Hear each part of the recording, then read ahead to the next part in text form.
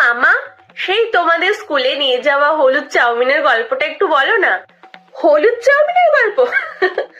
আর বলিস না, তখন আমরা সবে সবে মানে মুড়ি টুড়ি ছেড়ে চাউমিন নিয়ে যাওয়া শুরু করেছি।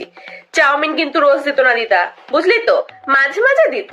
সেই হলুদ দিয়ে, পেঁয়াজ দিয়ে, আলু দিয়ে সুন্দর করে বানিয়ে দিত। ওইসব সস টস ছিল না তো, ঘরে কি অত সস টস থাকতো নাকি তখন? দিয়ে দারুণ লাগতো বুঝলি, আর বন্ধুরা মিলে ভাগাভাগি করে খেতাম তো। হ্যাঁ রে, তুই নিয়ে যাবি নাকি একদিন ওরকম করে? হ্যাঁ, নিয়ে যাবো ওরকম করে। তুমি যখন বলছো তখন টেস্টিই হবে। তাহলে নিয়ে যাব স্কুলে, দিয়াকেও খাওয়াবো। ইস, দিদার হাতে খেতে হবে।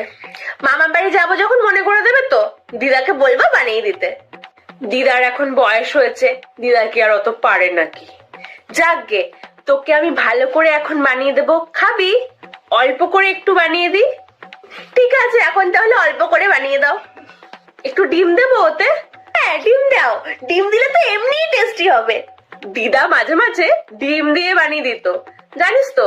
যেদিন আলু পেঁয়াজ দিয়ে বানাতো সেদিন একরকম টেস্ট, আর যেদিন ডিম দিয়ে বানিয়ে দিত সেদিন আর দেখে কে।